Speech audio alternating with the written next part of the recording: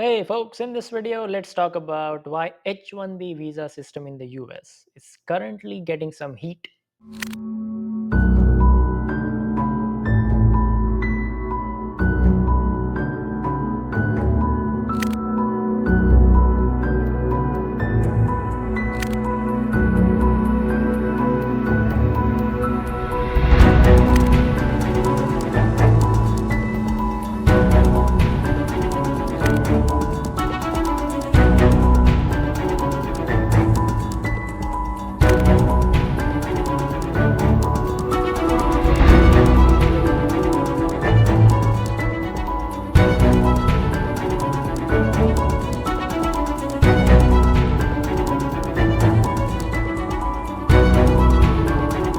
So, from some of the key influencers in the US to US lawmakers, many are critical of the H1B visa system as it currently exists. And I'm going to try to explain why that may be the case.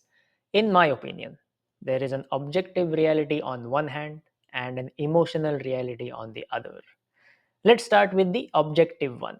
Just stay with me for a minute. We are going to establish how big the US labor force is first. Total US population as of mid 2025 is roughly 35 crore, but not all of them can work. Some are still babies or are in school. So let's exclude individuals who are under 16 years of age. Then we end up with roughly 28 crore individuals. Again, not all of them can work. There is one more group that we need to exclude, individuals who are on active military duty or who are institutionalized. Institutionalized individuals are those who are in prison system or in mental health institution, nursing home, etc. If we exclude those, we end up with a little over 27 crore individuals. This is the total available pool of workers. But again, not all of them work. Some are retired, some are disabled, and some just don't want to work. And that's where labor force participation rate comes into the picture. America's current participation rate is little over 62%. That means the total US labor force is little over 17 crore individuals. This includes people who are employed in different sectors such as retail, health, education, manufacturing, logistics, tech, etc., and those who are unemployed but actively looking for work. So, out of 17 crore total labor force, little under 1 crore are unemployed but they are looking for work.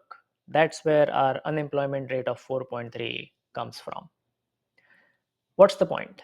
The point is total labor force in the US is 17 crore odd. What I'm looking for is to see how many H1B visa workers are in the US and how much share do they take up of the total US labor force.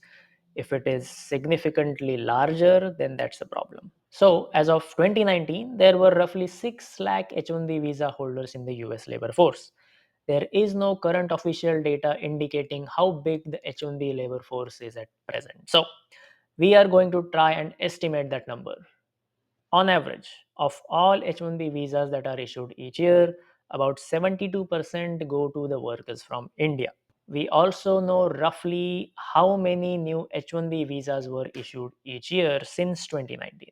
So, with a combination of Indians' share in these visas and new visa issuances since 2019, we can approximate that the total number of H1B workers in the US labor force at present are a little over 10 lakh individuals. But because of over 70% share that Indians capture in new H1B visa issuances each year, most Americans, when they think H1B visas, they think Indian workers.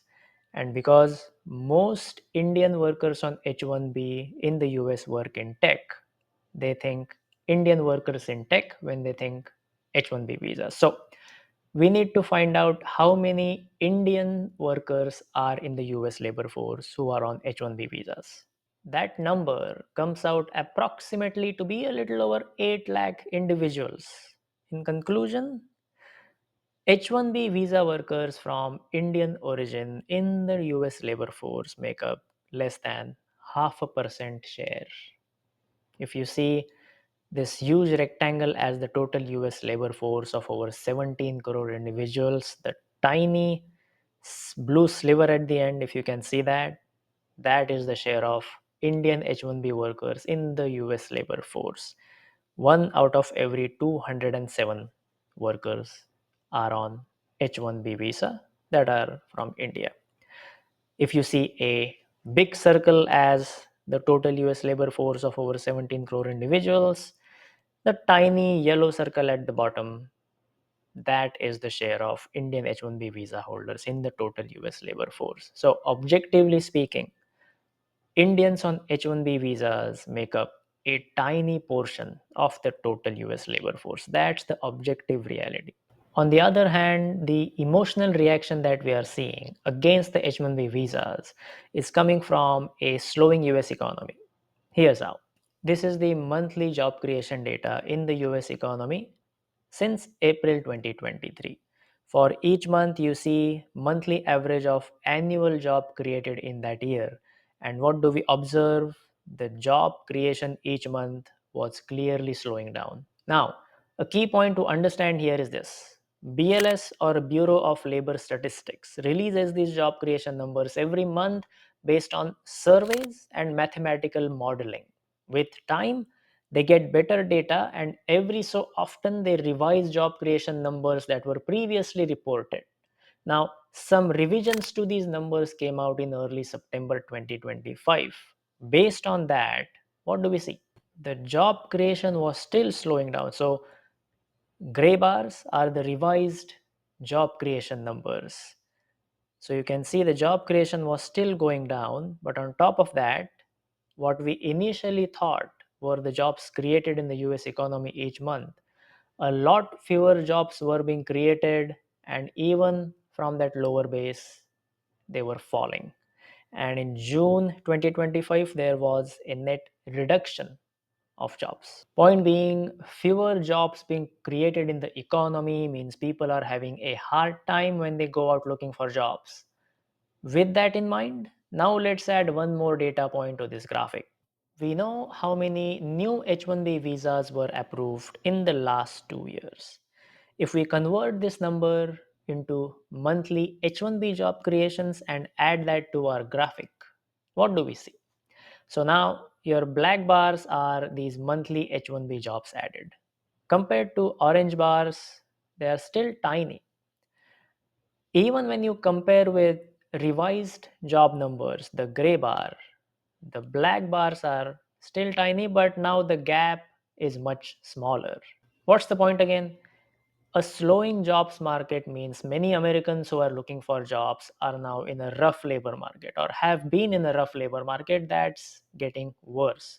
At the same time, they see about 1 lakh workers being hired each year on H1B visas. This combination leads to a visceral reaction, a negative sentiment towards H1Bs, and I can understand why one would feel that way. Now, I'm biased in favor of H1B visa. I believe H1B visa system do address some critical skills gaps in the US labor force and helps US economy remain competitive. I'm sure some companies abuse this system. H1B visas may need to be reformed in a way where even small American companies get the benefit of it, not just big tech or other large multinational companies. In conclusion, on one hand, H1B workers make up a tiny fraction of the total US labor force.